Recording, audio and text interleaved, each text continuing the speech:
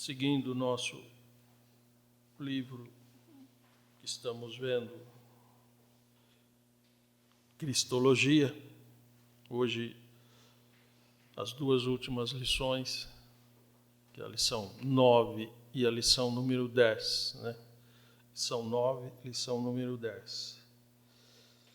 Nas lições anteriores nós comentamos e vimos sobre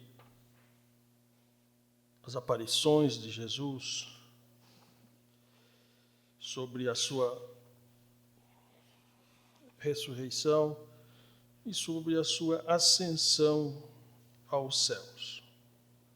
Hoje começaremos na lição número 9, na página 178.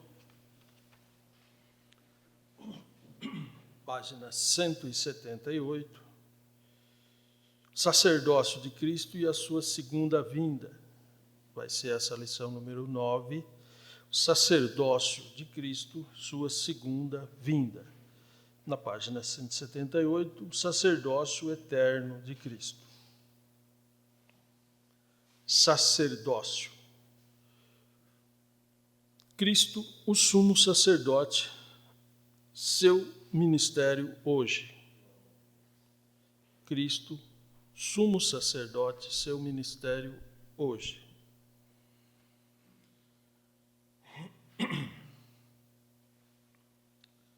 Na lição número 6, eu comentei com os irmãos, ela falava um pouco sobre os três ministérios de Jesus.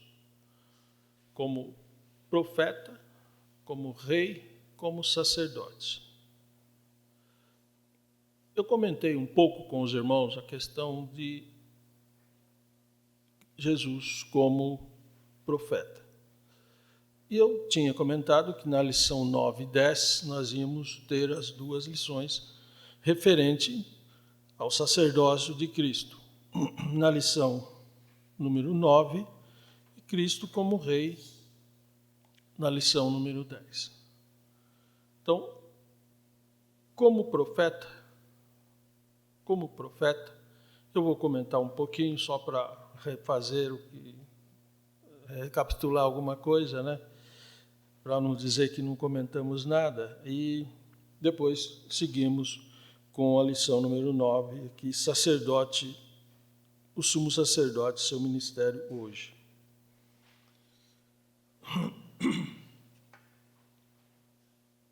Profeta. Profeta. No Antigo Testamento, nós temos um ministério que veio até João Batista. Ministério profético do Antigo Testamento. Lucas 16 e 16 está escrito assim: a lei e os profetas duraram até João. Então, João Batista foi o último profeta do Antigo Testamento. Mas não foi o Malaquias? O Malaquias foi o último profeta escritor que escreveu um livro. João Batista não escreveu um livro, mas foi um profeta levantado por Deus para trazer a mensagem do reino de Deus e apontar para o Redentor. Eis aí o Cordeiro de Deus que tira o pecado do mundo, e começar a proclamar a vinda do reino de Deus e a vinda do Messias. Esse ministério profético, a gente não sabe quantos profetas foram usados por Deus. Deus usou. E também é difícil mensurar o tempo que ele iniciou. Até João a gente tem conhecimento, mas quando é que ele começou? Por exemplo, a Bíblia fala em Judas, no versículo 14. Judas, no versículo 14.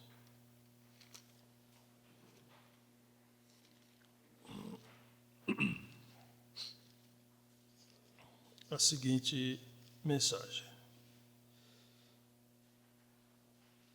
Acharam? Judas 14. E destes profetizou também Enoque, o sétimo depois de Adão, dizendo: Eis que é vindo o Senhor com milhares de seus santos. O Judas está se referindo a um profeta que profetizou o sétimo depois de Adão. O sétimo depois de Adão, esse Enoque, era da linhagem de Sete. Não era cainita, não era da linhagem de Caim. Lá também teve mais um sétimo, mas não foi o Enoque. Então, esse Enoque profetizou sobre a vinda do Senhor com os seus santos. Nós vamos ver também que o Abraão foi chamado de profeta. Então, o Abraão também como um profeta. E aí, muitos outros profetas veio sendo usado por Deus. E nós sabemos que o Elias foi um grande profeta, também usado por Deus. E o Elias ficou como um referencial do ministério profético, um referencial desse ministério. Mas foi um ministério que perdurou até João Batista. Muitos foram levantados por Deus para esse trabalho. E houve os profetas escritores e os profetas da palavra. Os profetas escritores, a gente sabe que foram 16, os 4 maiores e os 12 menores. Só que escreveram 17 livros, pelo fato de Jeremias escrever 2 livros. O seu livro de 52 capítulos e depois o menor, que é o livro também considerado profético, Lamentações de Jeremias. Então, são 16 profetas. Mas os profetas não escritores, que só usou a palavra, a gente não sabe quantos foram. Foram bastantes. Ninguém tem essa conta. Eles não deixaram livros escritos e muitos foram usados. Também são chamados de profetas da palavra. Como nós tivemos vários, próprio Natã, Elias, Eliseu e uma série, Ulda, todos os profetas da palavra. Profetas usados para trazer a mensagem de Deus aos homens, a Israel. E os profetas, eles eram aquele que Deus usava para falar com o homem. Deus usou esses homens e até mulheres. Profetas também não tinham uma tribo definida, poderia ser de qualquer uma. Não existe uma definição de uma tribo exclusiva. Deus usou de várias tribos. E o profeta era aquele homem que Deus usava para falar com os homens, com a nação de Israel, com os povos. É aquele que Deus usava. E o profeta, ele não só proferia palavras proféticas no sentido aquilo que vai acontecer no futuro, que é o termo da profecia, mas toda palavra que Deus queria usar para falar com o povo, com a nação, com qualquer pessoa, ele usava aquele homem ou aquela mulher, o profeta, para transmitir a sua palavra. Mesmo que ela não fosse uma palavra profética no sentido que vai acontecer depois, é a palavra de Deus usada por aquele homem, e tanto que alguns deles chegou a usar, ele era bastante claro, ao ponto de dizer que as suas palavras é como se Deus estivesse falando diretamente e não a pessoa usando da sua palavra. Então, era o profeta. E todos esses profetas apontava, simbolizava um maior que viria. Um maior que viria. que foi o Senhor Jesus. Por isso, Jesus, naquele dia que aqueles magos veio do Oriente, trouxe presente para Jesus, eles trouxeram 3 presentes, como nós já tínhamos lido naquele dia. Mateus 2:11 diz assim: E entrando na casa, acharam o menino com Maria, sua mãe, e prostrando-se o adoraram, e abrindo-se os seus tesouros, lhe ofertaram dádivas, ouro, incenso e mirra. Esses 3 presentes que Jesus recebeu estavam mostrando que ele iria assumir 3 ministérios aqui. 3 ministérios no seu futuro. Primeiro foi o profético. O ministério profético, que todos esses profetas usaram a falar, que Deus levantou em todo o Antigo Testamento, apontava para um maior, para o próprio Jesus. Todos esses profetas que profetizaram antes, não tinha, vamos ver, Hebreus 1:1, essa condição que o escritor aos Hebreus coloca. Hebreus 1:1. Quem achar pode ler. Havendo Deus antigamente falado muitas vezes e de muitas maneiras aos pais pelos profetas, a nós falou-nos nestes últimos dias pelo Filho. Ok. Então nós vemos aqui, nós estamos comentando que os profetas do Antigo Testamento estava como que era uma tipologia de que viria um superior. E Jesus veio para assumir essa posição. Jesus não foi profeta do ministério profético, porque o ministério profético foi até João. Mas veja que o escritor aos Hebreus, ele usa essa condição de escrever. Havendo Deus antigamente falado muitas vezes e de muitas maneiras aos pais. Ok? Então, até aqui, Deus falou com os pais, no caso ali, Israel, né? Muitas vezes, de muitas maneiras. É isso que o escritor aos Hebreus está colocando. Deus falou aos pais, vamos supor, aos nossos pais, aos nossos irmãos, aos nossos antepassados, aí Deus falou de muitas vezes, de muitas maneiras. Mas aí ele completa dizendo assim: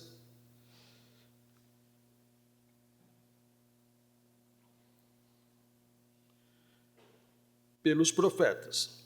A nós falou nesses últimos dias pelo Filho. Pelo Filho. Então, agora, não veio um outro profeta desse ministério, terminou com o João, mas aí Deus continuou falando agora com o profeta, o Filho. Agora Deus falou, o escritor aos Hebreus está colocando, agora Deus está falando conosco através do Filho. Em termos de palavras, que a gente pode simplificar no sentido aqui, é o seguinte. Deus está dizendo assim, o escritor está colocando desta forma. Deus, lá no passado, antigamente, falou com os nossos pais de muitas maneiras, muitas vezes, mas a nós, agora, Ele mesmo veio e falou conosco. Ok? Porque Ele veio falar, agora veio falar quem? O Filho. Quem veio trazer a palavra agora? Foi o Filho de Deus. Então, vamos entender dessa colocação. O escritor aos Hebreus está colocando, lá no passado, quem falou com os nossos pais foram os profetas. Mas a nós, ele não enviou um outro homem, ele mesmo veio pessoalmente e falou conosco.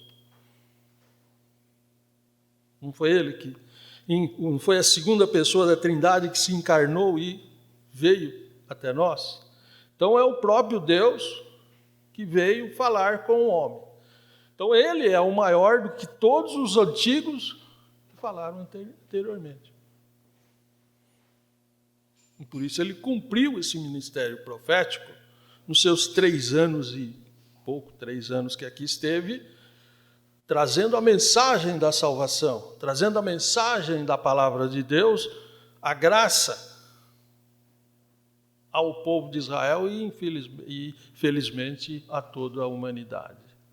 Por isso Paulo, escrevendo, ele usa a expressão: a graça de Deus se ha manifestado, trazendo salvação a todos os homens. E quem trouxe essas boas novas de salvação? O próprio Deus, através do Filho. Então ele trouxe a mensagem que os profetas falaram, mas não claramente como o Filho veio trazer esta mensagem. Então nós estamos falando, eu já tinha comentado alguma coisa no sentido de Jesus, aqui no caso, ser profeta, sacerdote e rei. Então, como profeta, ele cumpriu o ministério, trazendo essa mensagem, falando com Israel, falando com o povo ali. Então, o seu ministério foi nos seus 3 anos que ele esteve aqui na terra, ali pregando e ensinando e trazendo a palavra de Deus. Então é um ministério que já ficou no passado.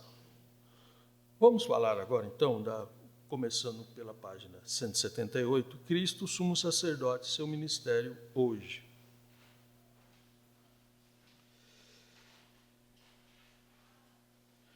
Quando falamos de sacerdote, sacerdócio,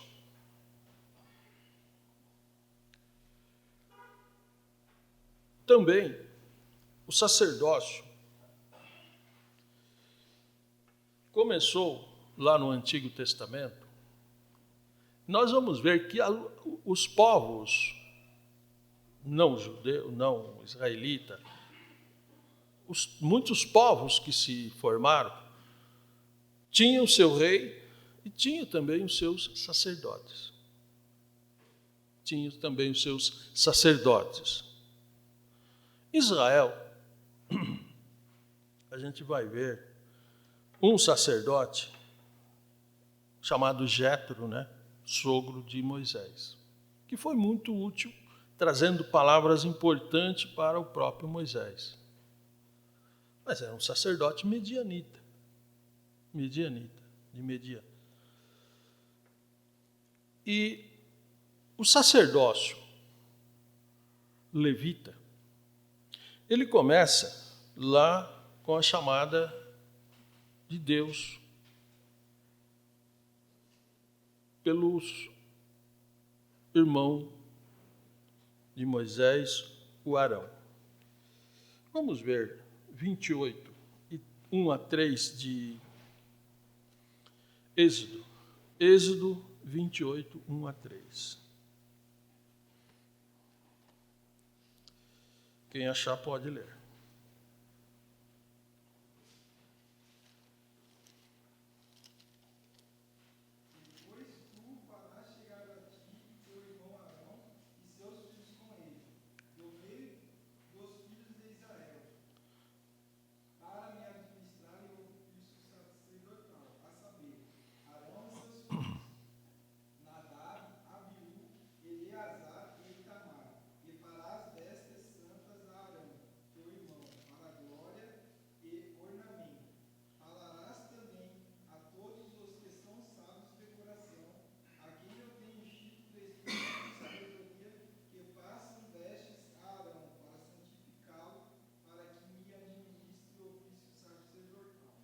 Ok.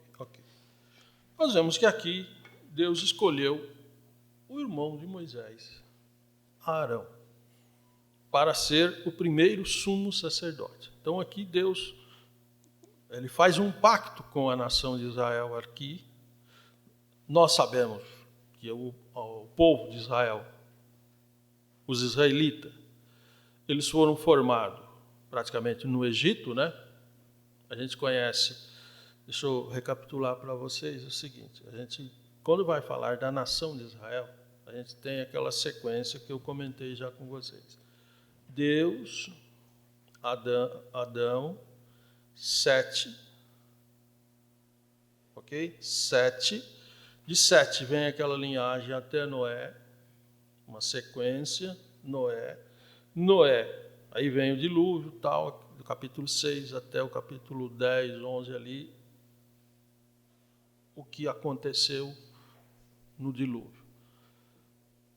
Mas a sequência vem, Noé, sem seu filho primogênito, então passa de Noé, sem, e vai seguir. Capítulo 11 vai seguir até o versículo 30, 31 ali, quando chega em Abraão. Então eu tenho uma linha reta, tenho uma linha sequencial. Deus, Adão, Sete, até Abraão. Abraão, ali do capítulo 12 de Gênesis, ele começa então do versículo... do capítulo 11, ali 30, 31, 30, e fechando o capítulo 11, entra no capítulo 12 e nós temos a chamada de Abraão. Ali então o assunto não vem aquela sequência só dos primogênitos, vai formar a nação de Israel. O primogênito é Abraão. O primogênito de Abraão foi o único, Isaque, mas Isaque não começa com 12 filhos e forma a nação. Isaque tem 2 filhos e o primogênito era o Esaú, mas quem o herdou foi o Jacó, e Jacó tem 12 filhos. 12 filhos, as 12 tribos começam aqui. Aquela linhagem termina aqui. Não tem mais sequência do primogênito. Por quê? A linhagem começa lá do 7, forma a nação de Israel em Jacó. O mais velho de Jacó era o Rúben, mas o Rúben nem foi aquela tribo do qual veio o próprio Jesus. Jesus veio da tribo de Judá. Por quê? Formou a nação de Israel. E a nação de Israel, com Abraão, vocês conhecem o histórico, Abraão, Isaque, Jacó. Em Jacó, com José, o povo vai em torno de 75 pessoas para o Egito. A nação está se desenvolvendo, está formando. Lá no Egito, esse povo, que era agora o povo de Deus, que Deus tinha escolhido, que nascera dentro dessa sequência que eu comentei com vocês, lá no Egito eles vão crescendo. Mas lá eles têm um rei que é o faraó, que é um rei egípcio. Lá eles têm os deuses egípcios. Eles têm as promessas do Deus de Israel, que tinham promessa para eles a terra prometida a Abraão. E eles estão lá. Vocês sabem que depois de 400 anos desse histórico todo, o povo agora é escravo. E Deus enviou Moisés para o tirá-lo desse lugar e levar para a terra prometida. E nessa saída, eles saem da terra do Egito e no deserto. Lá no deserto, Deus fez um pacto com esse povo, exigindo deles que eles fossem um povo santo, um povo sacerdotal, um povo diferente, um povo especial. E eles aceitaram. Ao aceitar, Deus enviou a lei, como se diz. Para o meu povo, a lei é essa. Veio a lei civil, a lei cerimonial, para que eles servissem a Deus. E através da lei, através do que Deus exigiu deles, a lei cerimonial, eles teriam que ofertar sacrifício, louvores a Deus, fazer o culto a Deus. Para isso, Deus mostrou a Moisés, e o povo teria que fazer o chamado tabernáculo, e depois veio a ser o templo, como teve lá o templo de Zorobabel, o templo de Salomão, lá em Jerusalém. Mas começa com o tabernáculo lá no deserto. E lá, Deus instituiu o tabernáculo, tinha aquela área, aquele retângulo, na área central a tenda, né, do tabernáculo ali, e naquele lugar havia 2 compartimentos, aonde os sacerdotes entravam, lugar santo, e aonde o sumo sacerdote entrava, uma vez por ano, lugar santíssimo. As peças que Deus pediu para eles fazerem estavam ali. No lugar santíssimo ficava ali a arca do concerto, símbolo da presença de Deus no meio do povo. E o povo ficava à volta da tenda.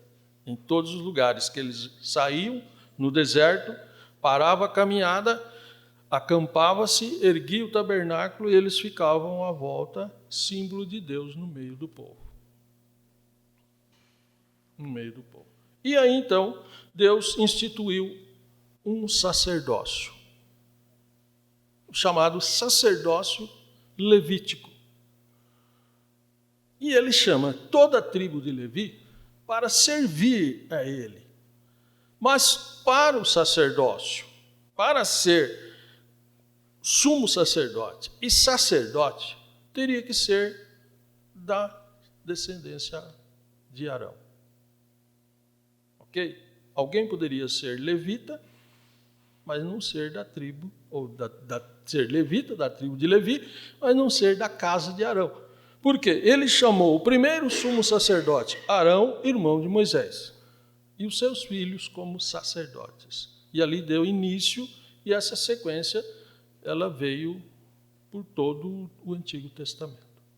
Essa foi a regra que o Senhor concedeu.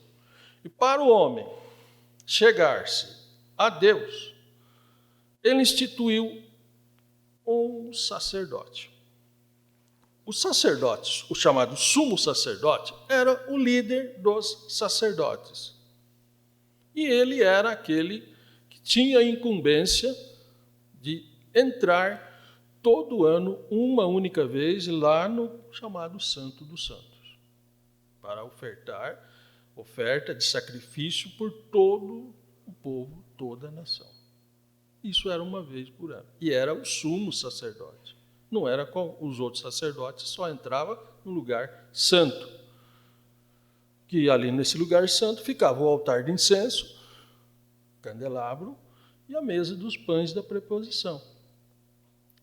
Os sacerdotes entravam. Mas só entrava o sacerdote. E perante o Senhor, uma vez por ano, entrava o sumo sacerdote. Então, nesse sentido, esse sacerdócio levítico, instituído por Deus, só vinha dessa descendência arônica. E Deus, então, o que ele institui? Que para ele falar com o homem, com a nação, ele usava o profeta. O profeta era usado, que Deus falava através dele com as pessoas, ou com o povo, com as nações. E o sacerdote era aquele que intercedia, era aquele que estava para ser o intercessor entre o homem e Deus. O homem não poderia chegar-se a Deus e ofertar o seu sacrifício a Deus. Era preciso um sacerdote. Era necessário um sacerdote. Ele não poderia fazer isso. Tanto que, quando ele cometia um erro, quando ele queria ofertar um sacrifício a Deus de gratidão, vamos supor, pegasse lá o seu novilho, o seu cordeiro, e dizia: olha, eu estou agradecido a Deus. O Senhor tem me abençoado. O Senhor é bom para mim. Eu vou ofertar esse novilho, este cordeiro para o Senhor. Era uma oferta de gratidão. Ele levava, mas quem ia matar o novilho, derramar o seu sangue, era o sacerdote. Ele não poderia fazer isso para Deus direto. Então tinha o sacerdote, esse intermediário aí. Então e foi o trabalho sacerdotal. Mas quando vemos sacerdotes também, a gente vai ver um outro sacerdote não sendo judeu. Por exemplo, nós falamos do medianita Jetro, sogro de Moisés. Ele não fazia parte da descendência de Israel, de nenhum filho de Abraão. Mas em Gênesis 14, 18 a 20, nós vamos ver um outro sacerdote não judeu. Vocês conhecem essa passagem, Gênesis 14,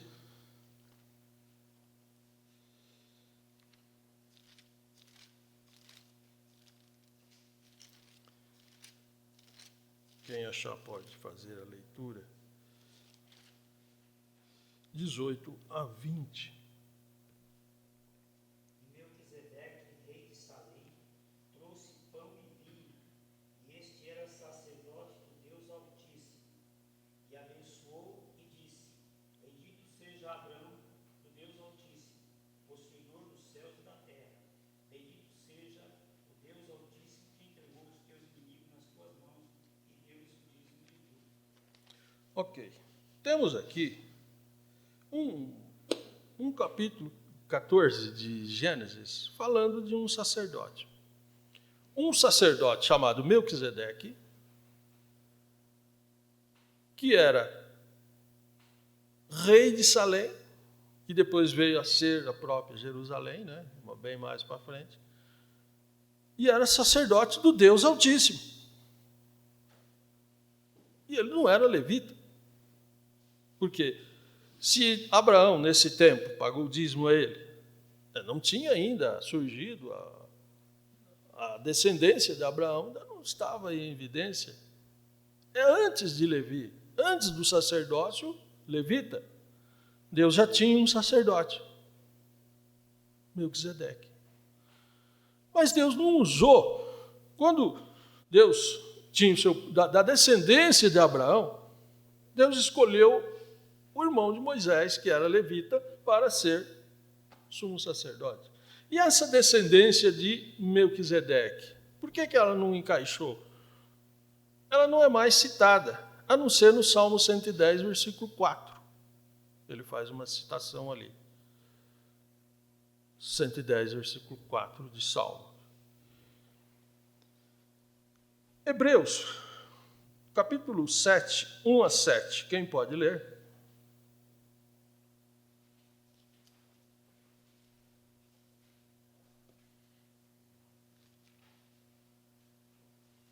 Hebreus capítulo 7, versículo 1 a 7.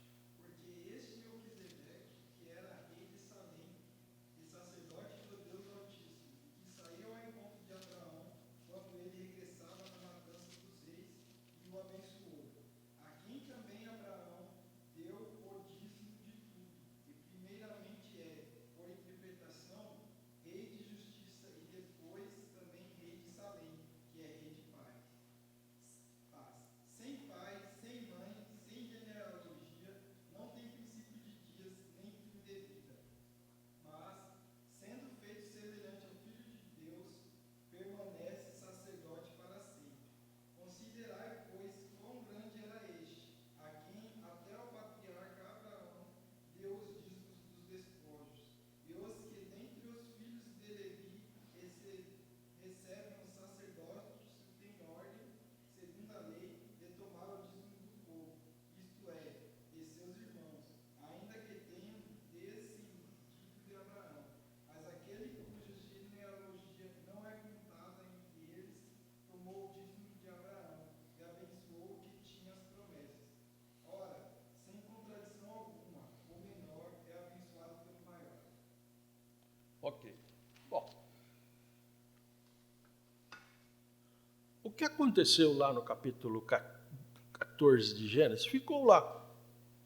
Mas os judeus entendiam que Deus entregou, e isso era verdade, o sumo sacerdote. E o sacerdócio levítico era aquele que Deus instituiu para eles a partir da descendência de Abraão. Mas, olhando assim, como é que eles poderiam entender? Como um judeu poderia entender que Jesus, naquela questão dos 3 presentes, ele ia assumir 3 ministérios de rei? de sacerdote e de profeta. De profeta não era difícil entender. De rei também não era difícil, porque o rei vinha da tribo de Judá e Jesus era da tribo de Judá. Eu estou colocando aqui para os irmãos cristãos hebreus, não para os não cristãos. Não, os cristãos nem aceitavam Jesus como Messias. Estou colocando aqui que quando o escritor aos hebreus escreve esta epístola para a igreja cristã dos hebreus, eles tinham dificuldade de entender por que Jesus se tornou o nosso sumo sacerdote. Porque eles, conhecendo as Escrituras, eles sabiam que o sacerdócio proposto por Deus lá no passado para a nação de Israel era o sacerdócio levita. E como que Jesus, para ele ser o sumo sacerdote dessa descendência levítica, ele tinha que ser da família de Arão. Ser levita da família de Arão. Mas ele era da tribo de Judá, da família de Davi. Não batia nada com nada.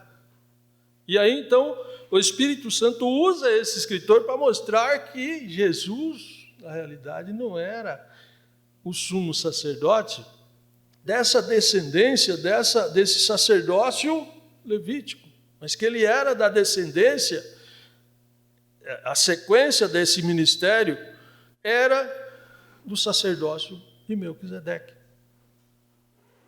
E aí, por isso, ele usa a mostrar o que está lá no capítulo 14 de Gênesis, para que eles entendessem, olha, não é Jesus, não é o nosso sumo sacerdote, não é aquele que veio da tribo de Levi, da casa de Arão, mas é aquele lá do Gênesis 14, 18 a 20. Ele vem da sequência de Melquisedeque. E aí ele vai explicar também, dizendo, olha, o Arão e toda essa descendência levítica foi um sacerdócio que foi aqueles que intermediaram, foi um sacerdócio para o povo de Israel, exclusivo para o povo de Israel. E o sacerdócio de Melquisedeque, não, esse é um sacerdócio que ele não tinha uma posição, porque Israel nem existia naquele tempo. Então ele era um sacerdote de todos. Jesus é o sumo sacerdote não só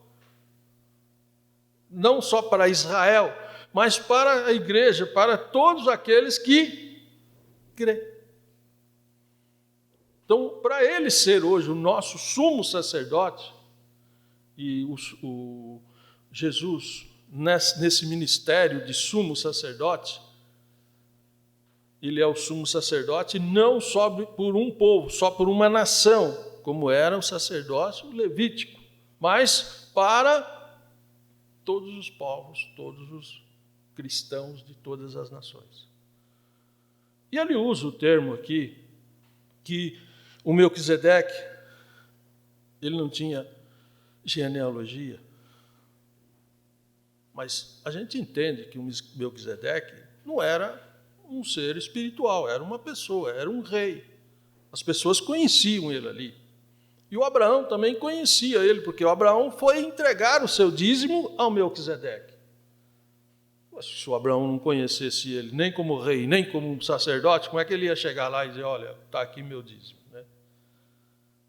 Abraão era uma pessoa conhecedora das coisas de Deus, no sentido, ele era obediente a Deus. Então ele sabia que aquele homem era de Deus. E ele também, o escritor aos Hebreus, coloca numa seguinte posição, que o maior abençoa o menor. E quem abençoou Abraão? O Melquisedeque. Então o Melquisedeque, nessa condição, ele está acima do Abraão. Ele não era, como diz, pouca coisa. Era um homem de Deus, de respeito. E por que então ele não tinha genealogia? Sem genealogia, sem pai, sem mãe, nesse sentido. Entendemos, nesse sentido bíblico, irmãos, que não há vamos supor, antes dele, como que começou esse ministério de Melquisedeque? Não tem nenhum antes dele. A Bíblia não cita que ele foi o primeiro e nem que começou antes dele esse ministério.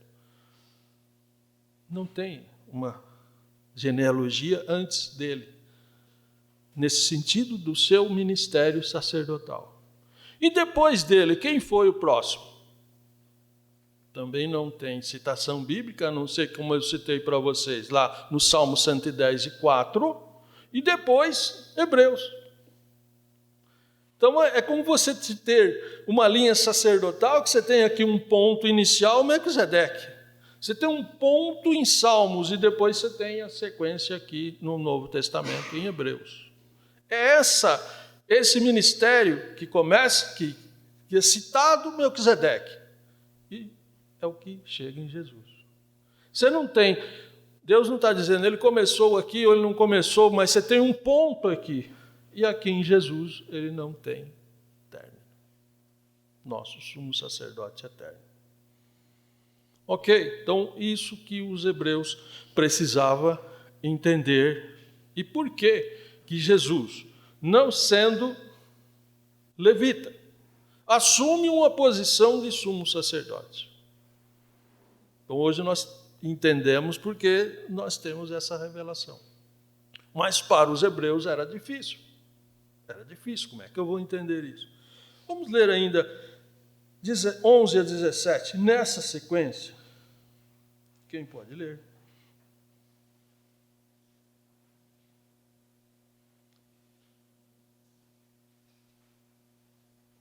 De sorte que, se a perfeição fosse pelo sacerdócio levítico, porque sobre ele o povo recebeu a lei, e necessidade havia logo de que outro sacerdote se levantasse, segundo a ordem de Melquisedeque, e não fosse chamado segundo a ordem de Arão, porque, mudando-se o sacerdócio, necessariamente se faz também mudança da lei, porque aquele de quem essas coisas se dizem pertence a outra tribo, da qual ninguém serviu ao altar, visto ser manifesto que nosso Senhor procedeu de Judá, e concernente a essa tribo nunca Moisés falou de sacerdócio.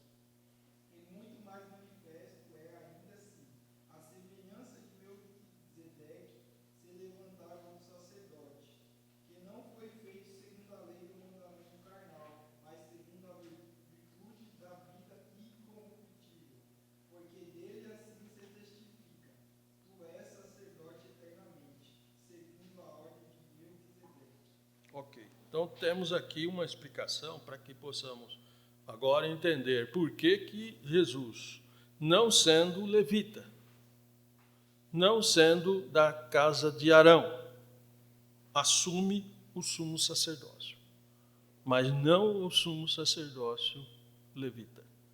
E ele está dizendo, se fosse pela perfeição do sacerdócio levita, eles nunca chegariam à perfeição, mas teve que vir um sacerdote, Jesus, esse que veio, para que o homem pudesse ser aperfeiçoado.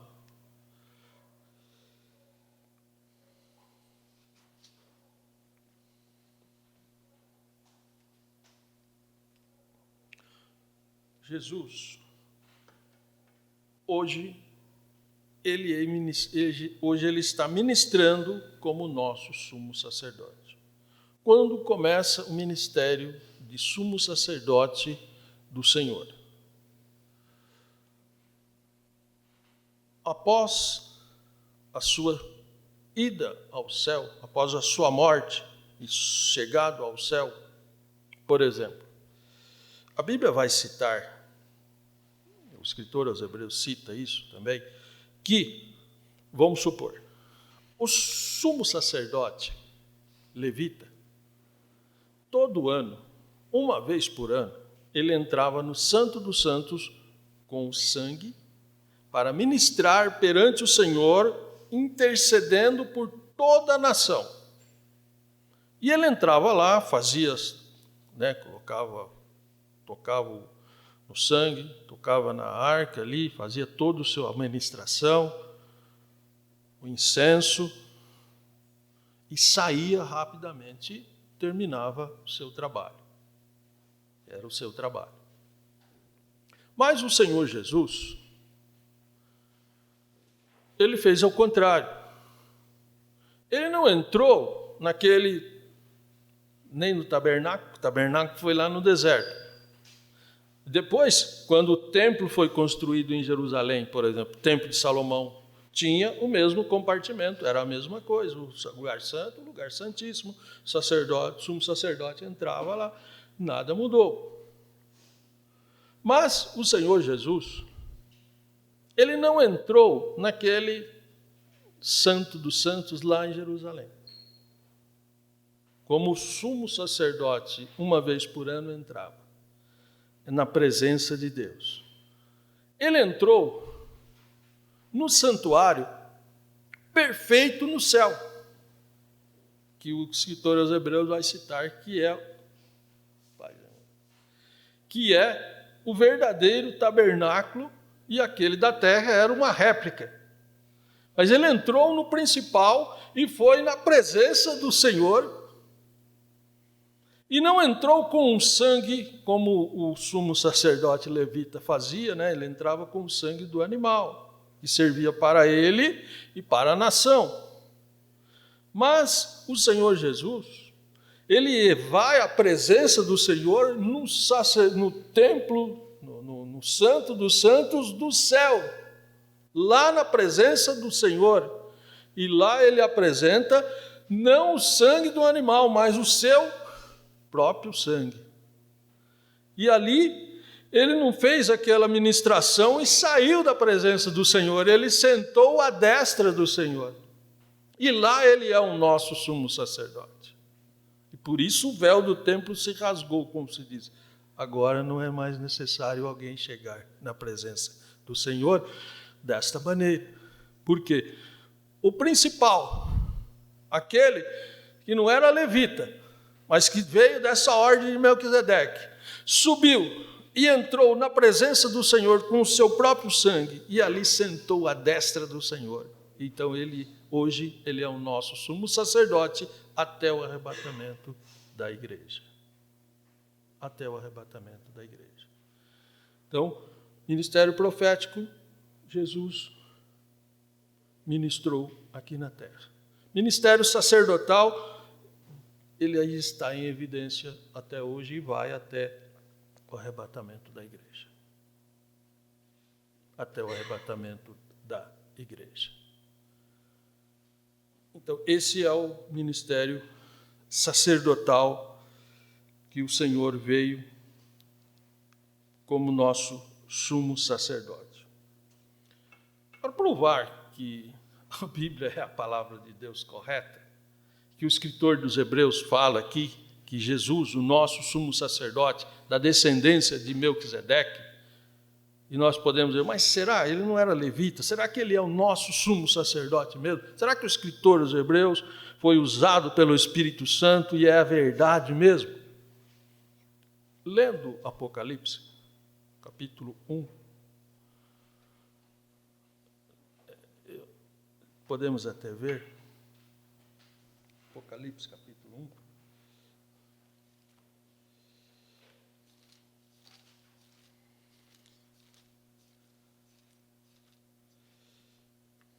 Eu vou achar aqui para vocês, Apocalipse 1.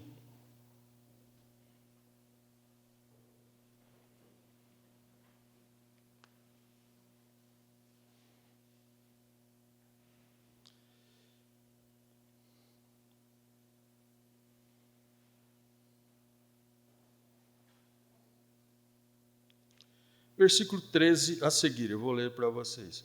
Versículo 12 diz: E virei-me para ver o que estava falando comigo, e virando-me vi 7 castiçais de ouro, e no meio dos 7 castiçais, um semelhante ao Filho do Homem, vestido até os pés com vestido comprido, cingido pelo peito com um cinto de ouro.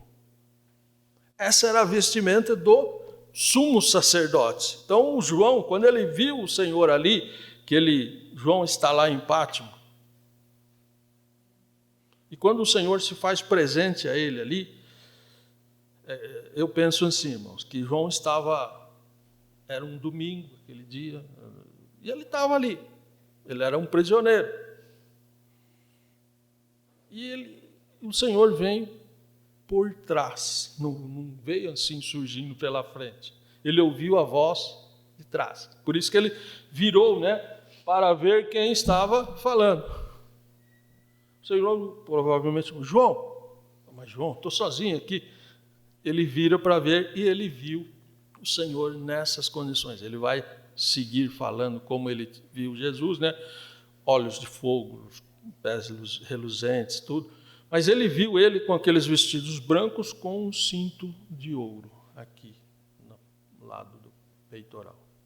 O sacerdote, ele não tinha um cinto de ouro, ele tinha bordado de ouro. Mas o de Jesus João viu como fosse ouro. Então, o João viu ele na condição de um sumo sacerdote, para mostrar que ele é o nosso sumo sacerdote eterno e intercede por nós. E por isso ele disse: ninguém vem ao Pai senão por mim. Ele é o nosso intercessor. Ele está entre Deus e o homem. E ele intercede pelo homem a Deus. Como nós falamos, o profeta era de Deus para com o homem. O sacerdote intercede pelo homem a Deus. Então, ele é o nosso sumo sacerdote. E, por consequência, nós, um ministério sacerdotal, somos sacerdotes. Ele é o sumo sacerdote e nós somos sacerdotes. Por isso, nós também temos a ousadia de chegar a Deus.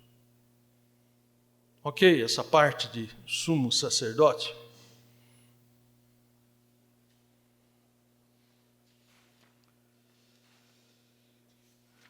Na sequência da nossa matéria, eu fiz um comentário aqui de sumo sacerdote e de profeta.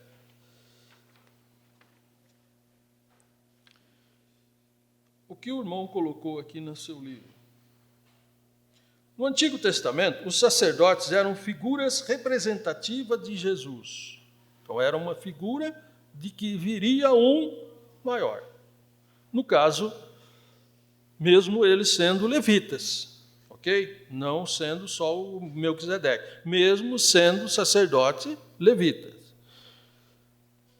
Nós vimos no capítulo 7, versículo 12, que o irmão leu, conceito de sacerdócio e sacerdote, O sacerdócio, nós temos o sacerdócio arônico, que é todos os sacerdotes que ministraram como sacerdotes e sumo sacerdote, desde Arão até João Batista, até o final da lei. Então era um sacerdócio arônico, como nós tivemos o sacerdócio de Melquisedeque. E esse conceito de 7 e 12, o escritor aos Hebreus faz essa colocação. Mudando-se o sacerdócio, obviamente faz-se mudança da lei. Lá no sacerdócio arônico, vigorou o tempo da lei. E agora o sacerdócio de Cristo, o sacerdócio que vivemos na atualidade, não é o sacerdócio arônico, é o sacerdócio de Cristo que vem dessa linhagem de Melquisedeque. Ok? Cada crente hoje é um sacerdote e ele é o nosso sumo sacerdote eterno. Página 183, Cristo capacitou-se para ser sumo sacerdote. Em que sentido? Nós temos aqui duas condições que era necessário. Tornar-se homem. Ele se fez homem, ele encarnou e era um homem perfeito, 100% homem. Ser chamado por Deus para o sacerdócio. Era a segunda posição. Ser chamado por Deus para ser sacerdote. É aí que vem aquele versículo bíblico que ele diz: ninguém toma para si esta honra, como se diz. eu quero ser sacerdote. Ele não poderia tomar esta honra para ele. Ele teria que ser chamado por Deus. Chamado por Deus. Cristo chamado para ser sumo sacerdote. E aí que está o que eu citei para vocês na página 184. Ninguém toma para si esta honra, senão a que é chamado por Deus, Hebreus 5:4. Então, o próprio Jesus, foi chamado por Deus para ocupar esta posição de sumo sacerdote. Página 189, agora nós vamos falar um pouco da vinda de Jesus. Segunda vinda de Cristo. Faz parte de Cristologia. Faz parte de Cristologia. Deixa eu colocar para vocês da seguinte forma. Aqui nós vamos falar um pouco da vinda de Cristo. No próximo livro, que a nossa matéria é escatologia, essa matéria vai estar em evidência novamente, porque fala escatologia. O primeiro evento que entendemos é a vinda de Jesus. Ok? O primeiro evento vai ser a vinda de Jesus. Então faz parte também do livro Escatologia. Só que aqui nós vamos ficar mais no termo de Cristo, a sua vinda. Como será a sua vinda? E no livro de Escatologia, nós vamos ver sinais da vinda de Jesus, nós vamos ver como ele virá. Hoje, os sinais, e na sua vinda, como o mundo, como será, né, para a igreja nesse sentido. Então, aqui nós não vamos entrar na matéria de escatologia. Correto? Então, o irmão não comentou isso aqui, vai estar em escatologia.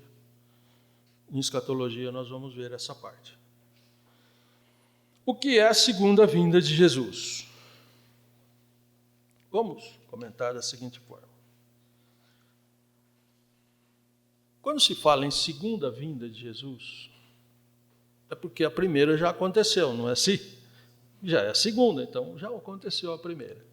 E todos nós sabemos, o mundo todo sabe, que Jesus veio aqui, nasceu como homem, e ali nascendo de Maria, foi a sua primeira vinda.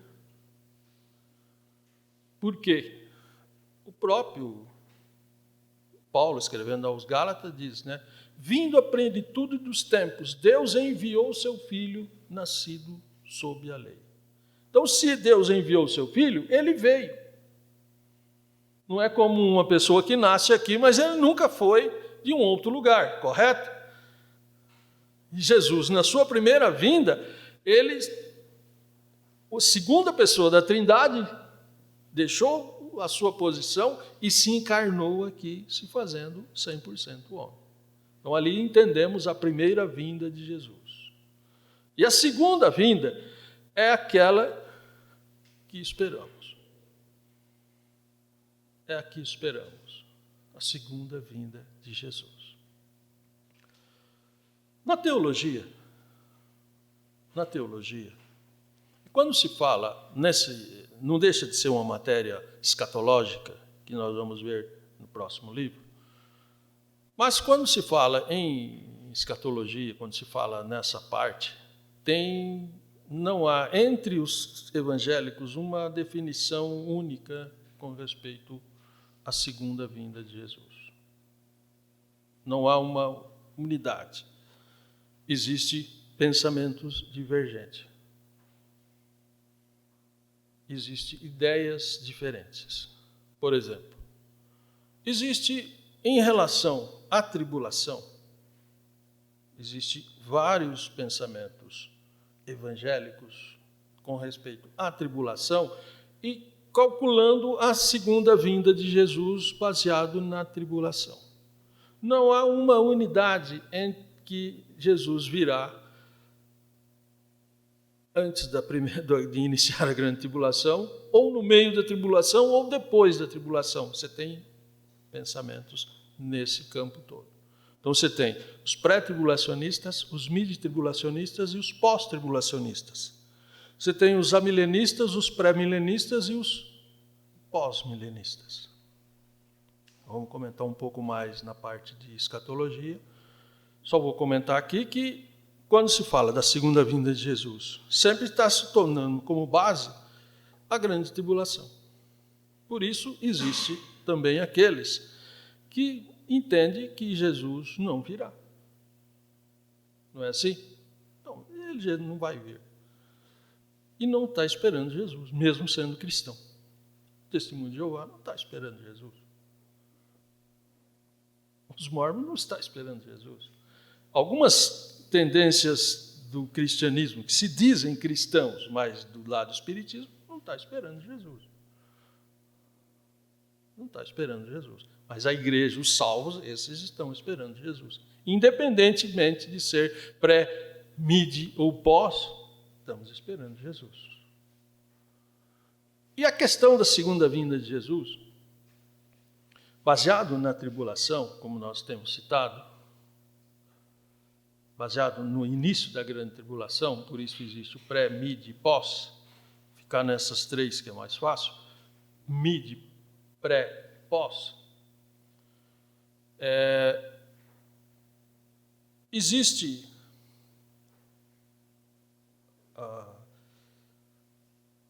a segunda vinda em duas fases.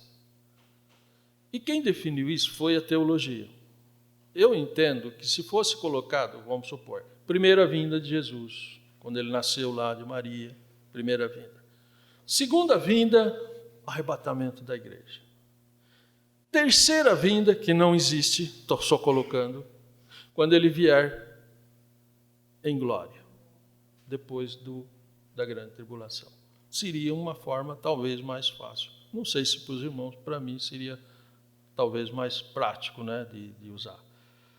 Mas não é assim, a teologia decidiu da seguinte forma: primeira vinda de Jesus e a segunda vinda em duas fases. A primeira fase antes da grande tribulação para os pré-tribulacionistas e a segunda fase depois da grande tribulação, quando nós entendemos que ele vem em glória para ser visto por todos. Essas duas fases nós entendemos da seguinte forma. Jesus, na primeira vinda que ele veio aqui, nasceu ali na manjedoura, lá em Belém, ele veio para o povo de Israel. Ele veio para a nação de Israel. Ele não veio para o mundo todo. Naquele momento ele veio para Israel. A promessa de Deus era para Israel. É certo que você vai dizer, irmãos, Deus tinha um plano para... Tá, entendo. Mas o plano, a vinda dele era para Israel. Num momento assim, era para Israel.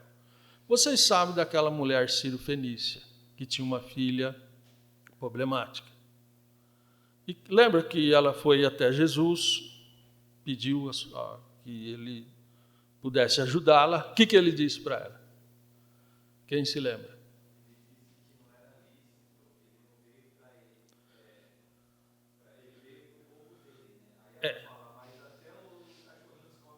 Isso, exato. Mas ele começa dizendo assim, não é lícito tirar o pão dos filhos, não é isso? E deitar aos cachorrinhos. Quem eram os filhos? O povo de Israel. E quem ela era? O pão. Como se diz, eu sou o pão para os filhos de Israel. Eu vim para eles. Não é lícito tirar. Mas a mulher falou, Senhor, mas só uma migalhinha que cai ali já é o suficiente. E aí ela foi... Estava mostrando que também tinha o alcance dos outros, mas um primeiro plano era para Israel. João capítulo 1, versículo 11, ali, 12, ele diz assim, veio para o que era seus. Eu vim para vocês, mas os seus não receberam. Aí então entra a nossa parte. Mas a todos quantos receberam, Deus lhe o poder de serem feitos filhos de Deus. Aí veio a nossa... Mas em primeiro plano era para Israel. Vocês conhecem aquela parábola do homem, né, que fez uma festa, matou os bois, preparou tudo e mandou chamar os convidados. Quem eram os convidados? Israel. E um disse, olha, eu me casei e agora não vai dar para ir. Outro disse, eu comprei uns bois, preciso testá-los. e foram desculpando. Aí ele diz, olha, vai e chama os aleijados, os mancos, os cegos e encha. Então, ele veio para o que era seu, a nação de Israel. Mas eles rejeitaram, não 100%, porque muitos israelitas, a igreja começou só com um israelita, mas a nação em si rejeitou Jesus. E agora, na sua segunda vinda, ele vem para a igreja, ele vem para nós, ele não vem para o mundo não está esperando Jesus, Israel não está esperando Jesus, mas a igreja, nós temos que estar esperando Jesus. Somos nós que estamos esperando. E ele vem para nós agora. Por isso que eu citei. Existe até determinados segmentos cristãos que não estão esperando Jesus. Mas ele prometeu que viria para a igreja. Ele vem para a igreja. E por que ele vem para a igreja? O mundo, Israel, ninguém está esperando Jesus. Nós temos que estar esperando Jesus. Por isso, irmãos, eu sempre cito, mas eu sou pré-tribulacionista. Tudo bem. Eu sou mid-tribulacionista, eu sou pós-tribulacionista, eu sou milenista, não importa. Você tem que ser santo e estar esperando Jesus. Correto? Eu tenho que estar preparado esperando Jesus. Mas eu entendo que a igreja vai ser arrebatada no meio da grande tribulação. Não, para mim não, vai ser depois da grande tribulação. Mas eu tenho que estar preparado para a vinda de Jesus agora. Porque o que eu for não importa, eu não posso ir a qualquer momento, a qualquer um de nós não pode ser chamado a qualquer momento. Então eu tenho que esperar Jesus agora, para hoje, não para amanhã. Eu posso até acreditar e ter essas ideias, mas a minha vida tem que estar preparada hoje. Hoje, não é amanhã. Então, a segunda vinda de Jesus, ele vem para a igreja. E essa segunda vinda, nós entendemos a primeira fase. Primeira fase para a igreja. E a segunda fase para Israel de novo. Para Israel de novo.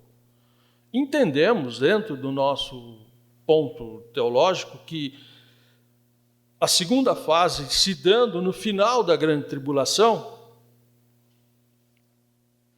o foco do anticristo na tribulação é a nação de Israel. A grande tribulação, nos seus 7 anos, que se define dentro do nosso pensamento, o que o Daniel, no capítulo 9, definiu para o povo de Israel, dizendo que 70 semanas estava se definida para o povo de Israel se libertar dos seus pecados, e o altar ser santificado. Isso quer dizer 70 semanas. Passou-se 69, falta uma.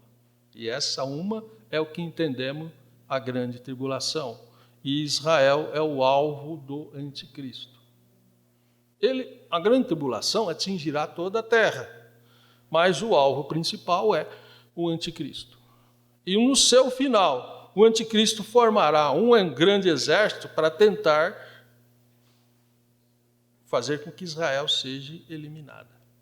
E é aí então que ele virá para livrá-lo da mão do anticristo. Ali eles vão clamar, vão crer, e ele vem para Israel. Não vem para a igreja, porque entendemos a igreja já estará com ele. Então ele vem para Israel na sua segunda vinda, na sua segunda fase. Na segunda fase. Dúvidas? Ok?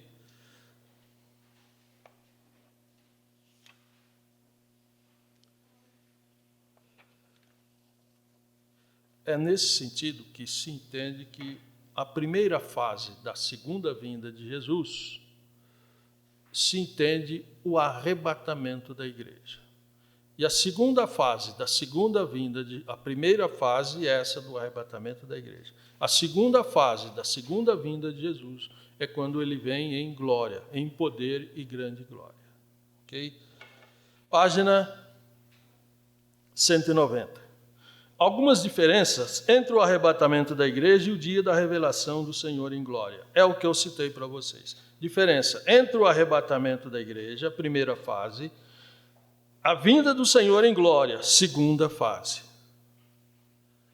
É importante, eu não sei se vai, eu não vi nenhuma prova ainda, mas pode cair alguma coisa disso aqui, o que é a primeira fase, a segunda fase. Então eu estou colocando para vocês, segunda vinda de Jesus, dividido em duas fases. A primeira para a igreja, o arrebatamento. A segunda fase da segunda vinda, em glória para Israel. Diferença quanto ao objetivo, para quem ele virá na primeira fase. Eu comentei já com vocês, para a igreja, correto? Página 191. A segunda fase, eu comentei também com vocês, para Israel no final da grande tribulação, que é a vinda dele em glória. Número 2, página 191, número 2. Quando será? Diferença quanto ao tempo. Quando será? A primeira fase, a gente não sabe quando será. Pode ser a qualquer hora, a qualquer momento, a qualquer instante. Jesus não deixou escrito quando ele viria. Não deixou uma data determinada, um tempo, um ano determinado. Mas por que ele não deixou? Por que o Senhor ocultou esse tempo? Porque tudo que Deus faz para o bem do homem. Tudo que Deus faz, ele faz para o nosso benefício. Mas se ele deixasse lá uma data, não seria melhor ou pior para nós? Se Deus não fez por esse lado, é porque ia ser pior. Vou dar um exemplo para vocês. Vamos exemplificar que a data que o Senhor tinha marcado era 2025. 2025. Ainda tem 2 anos? Então, dá para mim, né? Estou tranquilo, ainda tem um tempo. Não era assim que as pessoas poderiam pensar?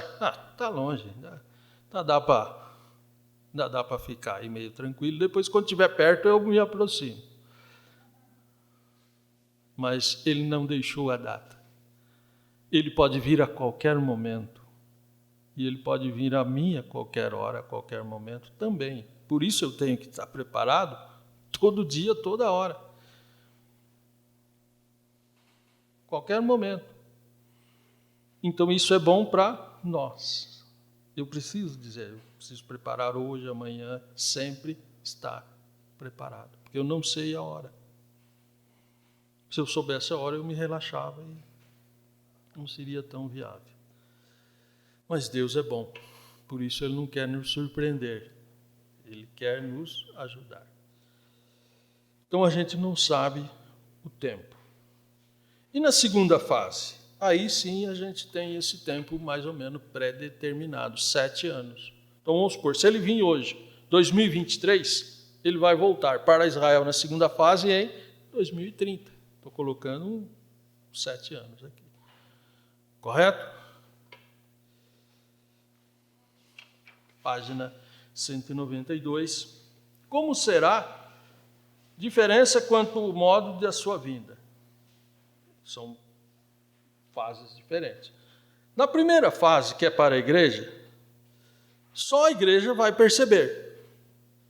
Então, a primeira fase, com relação aqui nessa página 192, como será diferença quanto ao modo da sua vinda. Como é que ele vai vir? Na primeira fase, ele vai vir para a igreja e ninguém vai perceber, a não ser os que forem arrebatados. Porque o Senhor não será visível. Ele não vem visível a toda a terra.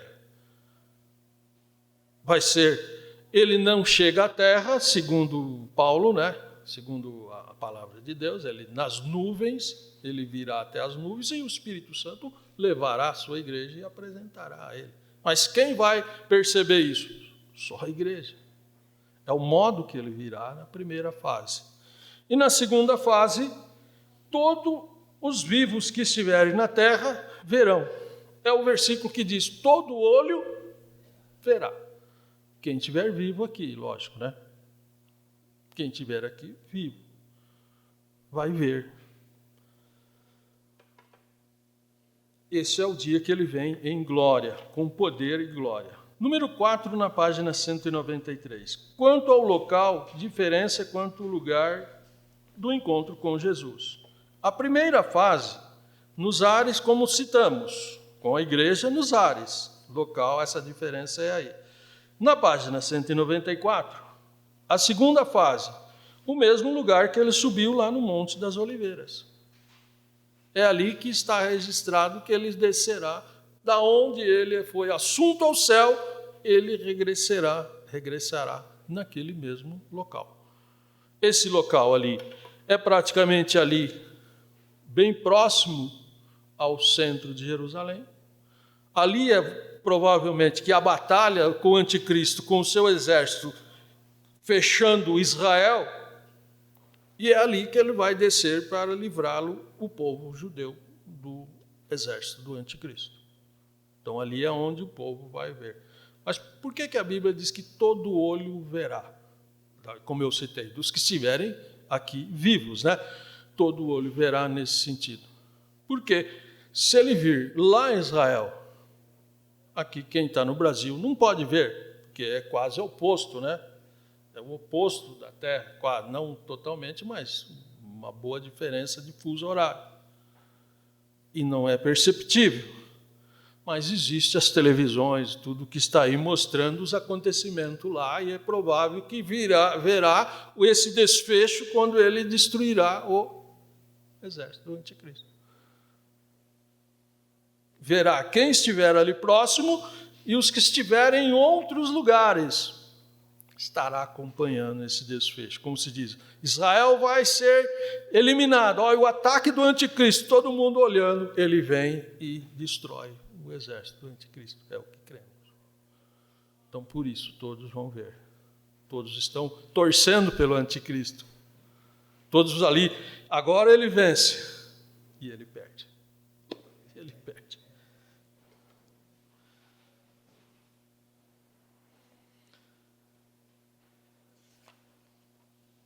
Aí vocês têm Zacarias 14, 4. E a número 5, diferença quanto ao tempo de duração do momento da sua vinda. Na primeira fase, para a igreja, é no abrir e fechar de olhos. É um tempo minúsculo. É um abrir e fechar de olhos. É muito rápido. E na página 196, segunda fase, não temos esse tempo determinado. Por quê? Ele vai descer ali, vai vencer o exército do anticristo, ele vai vencer o anticristo e não tem um tempo determinado. O tempo que ele está ali, ele vai fazer tudo o que é necessário ser feito. Diferença em relação ao anticristo e à grande tribulação. Primeira fase, essa diferença. E aí entra aqueles pensamentos que eu citei para vocês. A igreja é arrebatada antes do início da grande tribulação. Aí é o pré-tribulacionista. Existem os que não são. Segunda fase. Jesus vencerá o anticristo e o lançará no lago de fogo. O evento será no final da grande tribulação. Então, 7 anos depois, no sentido anticristo.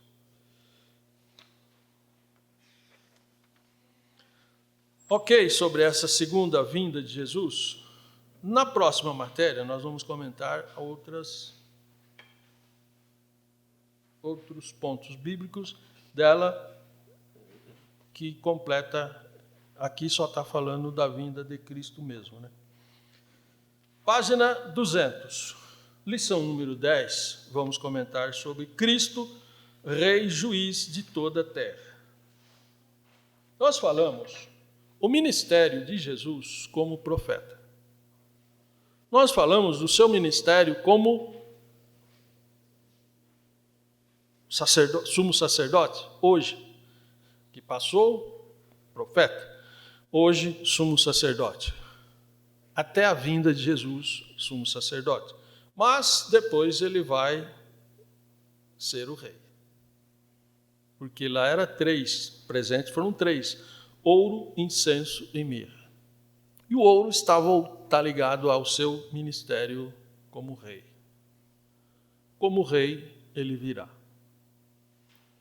E nessa página 200, temos aqui Jeremias 23:5, que está escrito assim, eu vou ler, vocês acompanham no livro. Eis que vem dias, diz o Senhor, em que levantarei a Davi um renovo justo. Sendo rei, reinará e prosperará e praticará o juízo e a justiça na terra. Jeremias 23:5. O Senhor está falando com a nação de Israel esta forma, que ele iria levantar da descendência de Davi um renovo, uma pessoa justa, que reinará. E ele usa essa expressão, vem dias que ele vai reinar. Vai chegar um dia que esse descendente de Davi vai reinar. Ele vai reinar. E ele diz aqui que ele praticará, ele reinará, prosperará, praticará o juízo e a justiça na terra. Ele vai ser um juiz justo, um juiz que julga corretamente. O que é certo, o que é errado, doa quem doer, ele é correto, ele é justo. Ainda não teve um rei como esse. Teve reis que foram bons, por exemplo, Davi foi um bom rei, mas não foi perfeito, teve os seus erros. Salomão foi um bom rei, mas também teve alguns deslizes.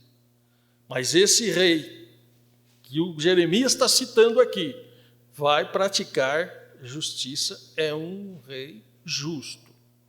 Então é esse rei que Israel espera. É esse rei aqui que o povo de Israel foi prometido a eles. E foi lá em Jerusalém que ele se apresentou para cumprir isso. O reino de Deus está próximo. E eles rejeitaram. Mas ele virá para reinar. Ele virá para reinar. Porque no capítulo 1 de Mateus, e o Mateus escreve o seu evangelho voltado para o povo judeu, e ele apresenta Jesus como rei, e ele mostra que Jesus, naquela sua descendência, na sua genealogia, partindo de Abraão, ele chega até Jesus. Então ele prova, olha, esse Jesus aqui, ele é filho de Abraão. Ele é filho de Abraão. Mas ele pega também e olha e mostra, olha, ele não só é filho de Abraão, ele não é só um judeu correto, nato, puro, mas ele também é da descendência de Davi. Ele vem dessa casa davídica. Ele é da descendência de Davi. E ele era o primogênito de José. E sendo ele o primogênito, ele tinha a sua posição de rei justa. Por exemplo, deixa eu colocar para vocês. Quando ele entra em Jerusalém, em qual hoje a Igreja Católica, um dia antes do chamado da Páscoa deles, que eles comemoram, lembra que eles fazem aquele chamado Domingo de Ramos? Eles fazem uma missa e as pessoas levam aqueles ramos, eles benzem tudo, faz toda. Foi o dia que Jesus entrou em Jerusalém, naquele domingo, e o povo recebeu ele como rei, estendendo lá, os ramos, e ele entrou e ele aceitou essa posição de rei. Por que ele aceitou essa posição de rei? Porque entende-se, não biblicamente, não está escrito, que o seu pai, José, morreu um pouco antes desses acontecimentos. E ele se torna o líder da casa. Tem ele, sua mãe, seus irmãos mais novos, ele se torna o arrimo da casa. E ele sendo o descendente de Davi, o primogênito de José. Então ele estava no direito de assumir trono, correto? Então quando ele entra e eles recebem ele como rei, montado naquele jumentinho, ele estava na posição de rei. Mas depois, ele, em vez de ir para o palácio, ele foi para o templo, né? E aí eles rejeitaram e o crucificaram. Mas ele é o descendente de Davi, dentro daquela linhagem, dentro daquela genealogia, e quando chega nele, não tem prosseguimento. Não tem um filho de Jesus humano. Os filhos dele somos nós, somos a igreja. Ele diz, eu vou edificar a minha igreja, mas não uma família. Então ele morreu, ressuscitou, mas ele tem o direito de ser o rei de Israel. E para isso ele virá para reinar aqui na terra. Ele virá para reinar e cumprir a palavra de Deus. Israel tem a promessa do Messias, não tem? Que é isso que nós lemos aqui e muitas outras passagens bíblicas. Israel sempre esperou o Messias e espera até hoje. Israel entende que esse rei justo, esse rei, eles querem ele. E ele virá. Mas quando ele veio, eles não aceitaram. Mas lá no final da grande tribulação, eles vão crer. E ele virá e vai reinar. Eu coloco da seguinte forma, irmãos. Quando nós olhamos os reinos que se formaram na terra depois do dilúvio, antes do dilúvio a gente não tem assim os reinos, não temos assim um povo forte, uma nação forte. Nós temos as duas linhagens de Sete e de Caim. Mas depois do dilúvio, começou a surgir os grandes reinos, as grandes cidades, os grandes impérios. E o primeiro império, a primeira grande força humana foi o Egito. A segunda, os assírios, um povo forte, um povo terrível, um povo violento, os assírios. Mas depois dos assírios veio os piores ainda, os babilônicos. E os babilônicos não só foram superiores, que eles destituíram os governos. Israel, por exemplo, tinha um rei, perderam a sua posição de rei e foi um babilônico lá ser um representante do governo de Babilônia.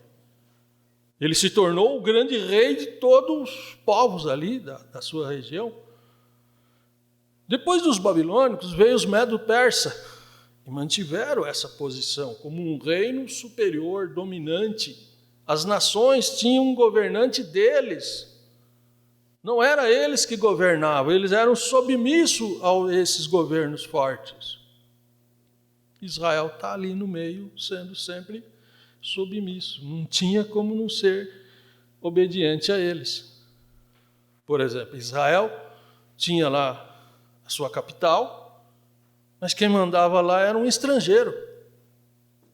O povo de Deus, e lá quem mandava era um estrangeiro.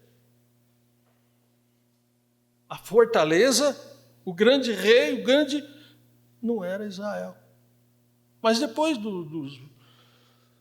dos medo-persas, veio os gregos e mantiveram a mesma posição. Mas depois dos gregos, veio os romanos e mantiveram a mesma posição. Quem mandava era o César. Roma tinha o domínio todo, Israel estava subjugado lá. Mas perceba que Deus tem as coisas preparadas. Tinha uma promessa de um grande rei, tinha uma promessa de um rei justo, tinha uma promessa de um grande Senhor. E Israel vai ser o povo forte, o povo dominante com esse rei no milênio. O que ele não foi, desde quando começa o Egito, a Síria, Babilônia, Medo-Persa, grego, romano, tudo Israel não tinha força para sair dessa posição e se tornar a grande força. Por quê? Na direção de Deus. É como se Deus dissesse, o seu tempo não é aqui, o seu tempo é lá na frente. Lá você vai ter o seu grande rei. Lá vocês vão ser o grande exército. Lá vocês vão ser a força dominante. Lá os povos vão ter que servir vocês. Mas é lá. Aqui não. Então vai chegar esse tempo. Só que ele não vai ser um rei como os persas, como os babilônios, como os egípcios, como os gregos, os romanos, que eram duros, terríveis, maus, injustos. Ele não. Ele vai ser um rei justo. Mas ele vai reinar toda a terra. Toda a terra está sob o seu domínio. É aí então que Israel vai se tornar a força de toda a terra. Nós vamos também ter essa matéria, escatologia.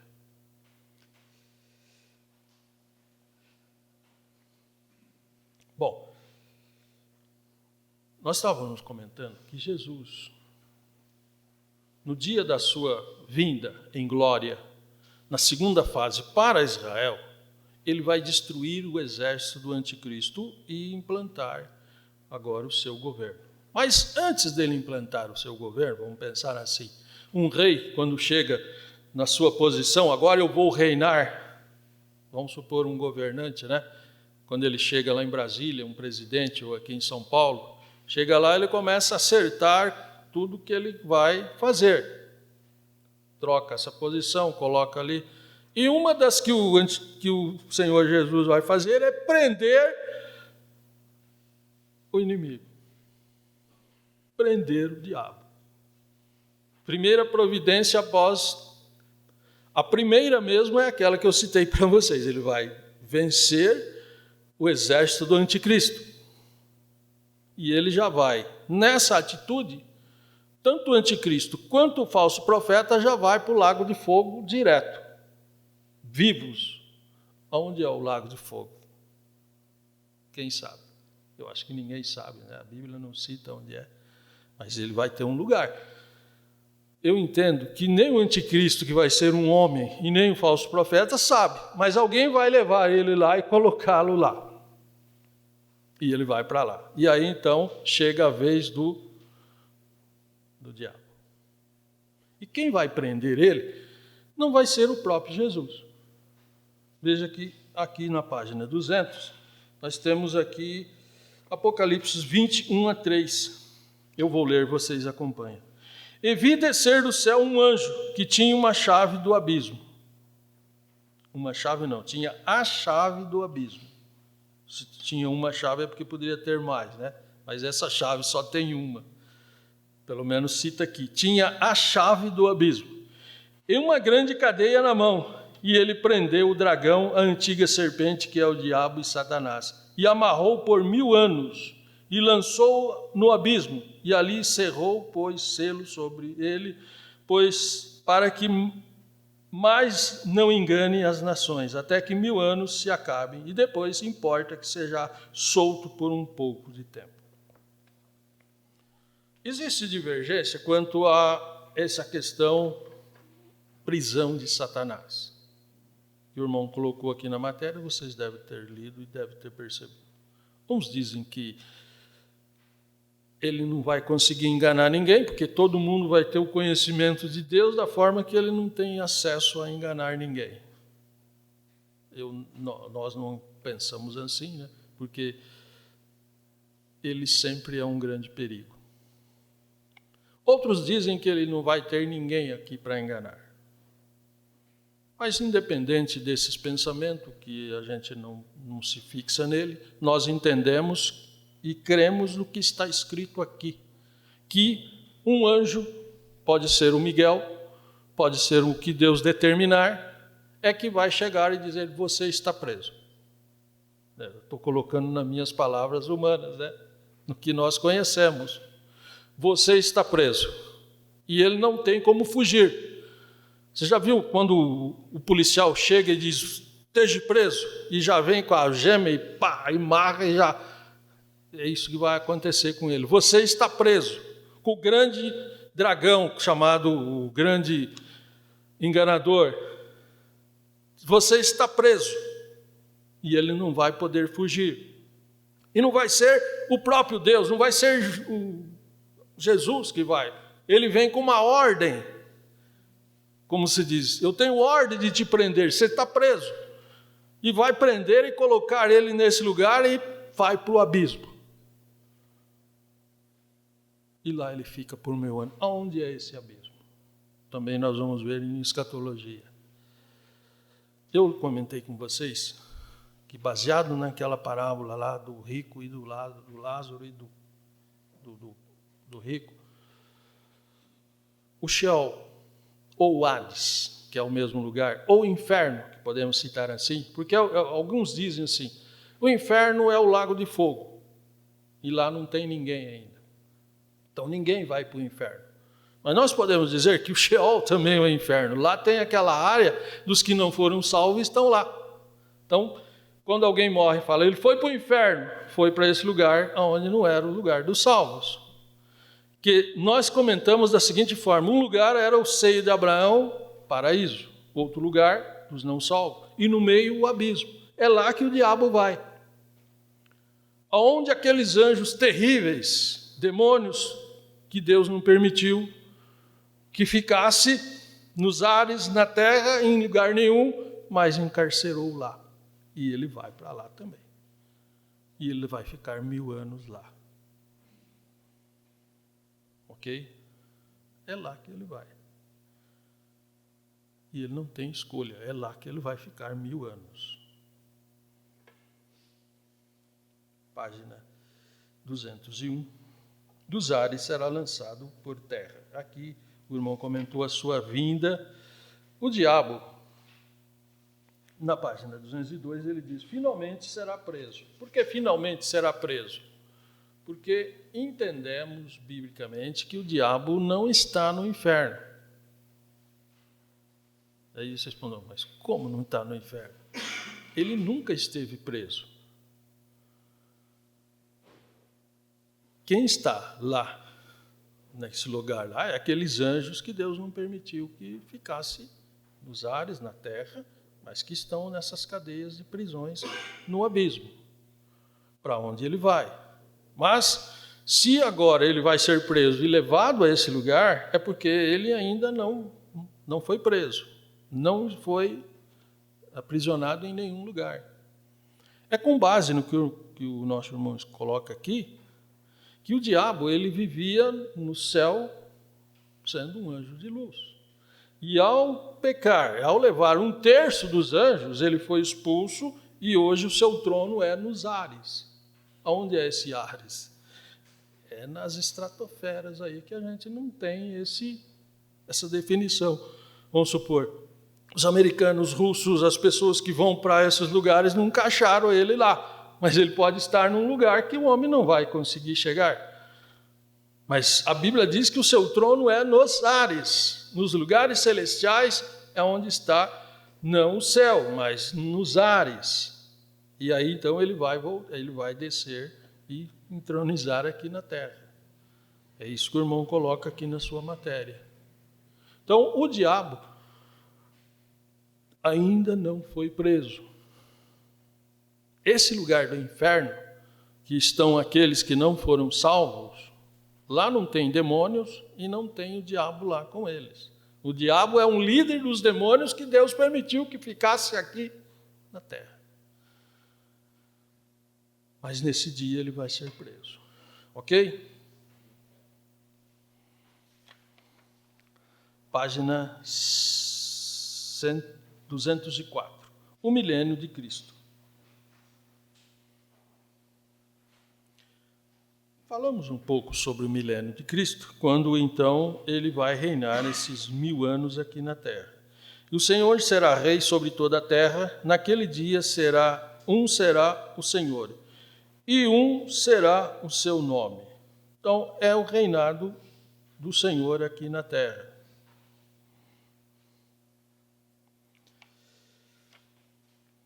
Página 205. O milênio do Senhor cumprirá seu ministério de rei. Ele reinará na terra onde reinou Davi, como nós lemos lá 23:5, que está colocado aqui novamente na página 205, né? reinará sobre toda a terra. Ele vai ter um reino onde tiver todas as nações que aqui sobrarem, estiverem aqui, ele vai reinar. Reinará de Jerusalém, a capital do seu reino. Vocês têm aqui Isaías 52, 1 e 2, Zacarias 8, 22 e Isaías 2 e 3. Quando começará o milênio? Entendemos que ele se iniciará após a sua vinda e esses eventos que citamos. Vencer o anticristo, vencer o seu exército, prender o diabo e aí ele passa a dominar e ser o único rei. Esse reinado de Jesus, a gente toma por base o que Daniel, nos seus escritos, lá do capítulo 2, ele interpreta o sonho do Nabucodonosor. Ele interpreta o sonho do Nabucodonosor. E o Nabucodonosor sonhou, e nesse sonho ele viu uma estátua de um homem, de uma pessoa. E cada parte dele tinha uma cor. Cabeça de ouro, peito e os braços de prata, ventre de bronze e as pernas de ferro e os pés ferro e barro. Ele viu aquela estátua. Eu já comentei com vocês que cada parte de cada cor ali representava um reino. Ouro era o reino babilônico, depois prata, o reino medo-persa, bronze, o reino grego, e o ferro misturado lá, o pé, barro e ferro, e as pernas de ferro, o Império Romano. Mas ele viu também, Daniel, aí, que uma pedra foi cortada da rocha sem mãos. Não foi uma pessoa que foi lá e bateu a picareta e jogou a pedra. Não, ela veio sem mão. Então, representa que é Deus agindo. E ela caiu no pé da estátua. Caiu no pé da estátua. Não caiu no meio nem na cabeça, não. Caiu no pé. Porque a estátua, ela foi se definindo com os reinos. Ela foi se montando com os reinos. Veio a cabeça de ouro, foi o Império Babilônico. Ele chegou. Mas os outros ainda não existiam, estava por vir. Depois veio os medo-persas, foram formando a estátua. Ela foi formando de cima para baixo, né? Forma a outra parte da estátua. Depois veio os gregos, forma uma outra parte. Depois veio os romanos, finaliza a estátua. Bom, mas vocês podem perguntar para mim, mas hoje não existe nenhum desses reinos mais. Nem os romanos existem. Mas, desses, do pé, ali dos 10 dedos, como também daquele animal que tinha 10 chifres, surgirá o anticristo, que será o último rei humano, o último mandatário humano forte aqui na terra, que reinará aqui, por isso que ele é chamado de anticristo, e ele é que vai ser destruído. E entende-se que aí é a ressurgimento do Império Romano, e tendo tudo isso não tem um sentido dos impérios que já foi. E a pedra cai no pé daquela estátua, mostrando que todos os impérios do homem vai ser desfeito. E o homem não vai governar mais a terra. Agora é o governo do Senhor. É o governo de Cristo. Terminou o governo humano. Jesus reinará aqui na terra. Ele não vai ser um rei, por exemplo, nós falamos que veio o Egito, passou, veio os assírios. Terminou o Império Egito. Não terminou os egípcios, mas a força egípcia terminou. Depois veio os babilônicos. Passando o reino babilônico, não é que eles terminaram. Surgiram um reino forte, os medo-persa, e dominaram. Mas depois veio os gregos, depois veio os romanos. Mas quando a estátua cair, não vai surgir nenhum outro depois para tirar o governo de Cristo. Esse não surgirá outro. Não tem prosseguimento aqui. Ele é o último. Ele destrói o governo do homem e acabou tudo ali.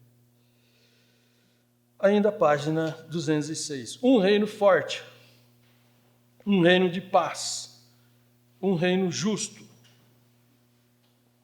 Isso vai ser o seu governo. E na última matéria da página 218, o trono branco, Cristo juiz. Trono branco, Cristo como juiz. Porquanto está determinado um dia em que com justiça há de julgar o mundo, por meio de um varão que destinou. E disso deu certeza a todos, ressuscitando-o dos mortos. Atos 17, 31. Também é uma matéria que iremos ver em escatologia, mas aqui dando apenas pelo menos um pouco. O trono branco fala de um trono de justiça. De justiça. A Bíblia cita que todos os homens serão julgados individualmente. Todos. Não haverá julgamento coletivo. O julgamento é todos, individual. Individual. A igreja, todos vão ser julgados individualmente. Mas eu sou crente, fui salvo, vai ser julgado? Vai. Nós vamos ver essa matéria em escatologia, Tribunal de Cristo. Já adiantando para vocês. Ao subir a igreja, ao ser arrebatada, a gente tem 2 eventos que entendemos ocorrerá durante os 7 anos da grande tribulação aqui na terra e no céu, com a igreja, 2 eventos ocorrerá. Primeiro, julgamento de todos os cristãos que foram salvos. Vai ser julgado o quê? As obras de cada um. Não vai ser julgado o crente, se ele é salvo ou não. Salvo ele já é, porque ele subiu. Correto? Vai ser julgado o que ele fez. Nesse julgamento, ele pode receber o seu galardão. Ele pode receber o seu prêmio pela justiça do que ele realizou aqui na terra com a igreja. Então, todos vão ser julgados individualmente. E depois, nós sabemos que haverá o chamado bodas do Cordeiro, que é a união, no sentido não real, mas num casamento da igreja com o noivo, que é Jesus, para não se separar mais, nunca se separar. Estar unida para sempre. Mas o trono branco, entendemos que vai ser um julgamento para todas as pessoas que não foram salvas. E todos vão ser julgados individualmente também. Também não vão ser julgados a pessoa, vai ser julgado o que ele fez ou o que ele deixou de fazer. Porque condenado ele já estará. Ok? Então, nesse julgamento, entendemos individual. E hoje, por exemplo, bom, vocês conhecem como é que funciona, principalmente as nossas leis, né? Uma pessoa que tem bastante recursos financeiros, ele comete um erro e ele pode ir até julgamento. Mas é difícil, né? Porque ele recorre, o advogado entra ali e diz que ele não fez nada, ele fala que não foi ele e entra aquela briga toda. Mas um dia ele pode ir a julgamento. Mas chega lá, ele tem 3, 4 advogados do lado dele ali e e ele tem todo o poder da área financeira, de tudo que ele possa fazer, e mesmo que ele até vai preso, fica lá 2, 3 dias, já sai, o advogado entra já com outro parecer e ele não fica muito tempo lá. Só que eu vou colocar o meu pensamento, pode ser que alguém pense diferente. Nesse dia, o juiz estará ali, o Senhor Jesus era o juiz. Ele vai julgar cada um diretamente. Mas aquele que chegar perante ele, não importa se ele foi um governo, se ele foi uma pessoa muito rica, grande, pequeno, não importa o que ele foi. Ele vai chegar sozinho, ele não vai ter nenhum advogado dele perante o juiz. E ele não vai ter, no meu entender, porque hoje quando alguém é julgado, ele chega e fala, não, eu não fiz isso. Não, eu não matei, eu não roubei, eu não fiz aquilo. Isso aí é mentira, isso aí... Ele não vai ter como ele se negar lá. Ele vai chegar perante o juiz. Eu entendo Jesus, o grande juiz, vai chegar e abrir e dizer, você fez isso, você fez aquilo, você deixou de fazer isso, sua condenação é essa, próximo, está julgado. Não tem, eu não fiz, por que você não fez? Não tem diálogo, não tem nada. Ele vai ouvir a sentença, ele não tem como refutar, ele não tem como dizer que não fez, que não é culpado. E é um julgamento de justiça. E aquela pessoa sabe que ele está sendo julgado com justiça. Porque hoje, mesmo que a pessoa faz errado, ele nega até o fim, dizendo que não fez. Mas lá, ele será julgado com justiça. E quando o juiz falar, você não fez isso, ele sabe, eu não fiz mesmo. Você fez isso aqui. Todo mundo não sabe que você fez, mas eu sei que você fez. E ele sabe que ele fez. Ele não está ali inocente. Não tem como ele dizer, não, senhor juiz, eu não fiz. Não, ele sabe que fez. Então o juiz será ele.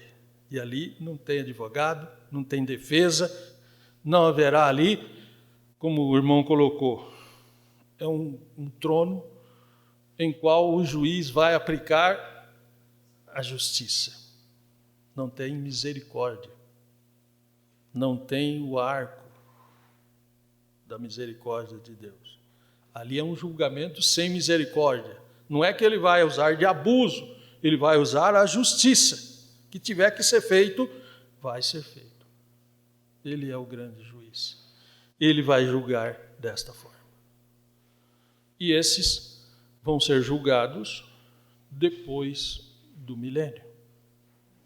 Nós vamos comentar na próxima matéria, que é escatologia, vamos comentar sobre as ressurreições, baseado em Apocalipse, lá no capítulo 20. Nós vamos ver ressurreições, e essa segunda ressurreição é exatamente desses que morreram desde o primeiro homem que morreu sem salvação, que a Bíblia não cita. O primeiro que morreu salvo, a gente sabe que é o Abel, mas o não salvo, a gente não sabe qual que é.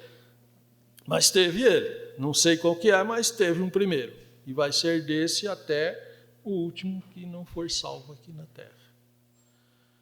O justo juiz, o trono branco, trono sem misericórdia. O juiz que irá presidi-lo, este julgamento, é o Senhor Jesus. E o finalzinho, 212, Cristo na consumação dos séculos. Né? Depois virá o fim, quando então haverá, é como nós entendemos, o plano de Deus tem início, meio e fim. O plano que Deus preparou, que Deus definiu, ele terá até o seu final. Dali é uma eternidade, com Deus e sem Deus, chamado dia de Deus. Amém? Esperamos que até aqui essa matéria foi útil em alguma coisa para vocês, no sentido de conhecer um pouco mais quem é Jesus Cristo, quem é Cristo. Na próxima quinta-feira, nós temos a nossa prova. Eu vou comentar um resumo. Na outra matéria, o meu resumo foi bem curto, porque eu não tive muito tempo. Eu acabei usando um pouco mais de tempo para terminar uma matéria anterior e o tempo foi menor. Nessa próxima agora, eu vou ter 1 hora para um resumo mais detalhado. A gente vai fazer um resumo melhor. E depois é uma provinha tranquila. Fique tranquilo que Cristologia é uma matéria, vocês não têm dúvida na prova, não. Vai ser fácil. Amém? Vamos orar?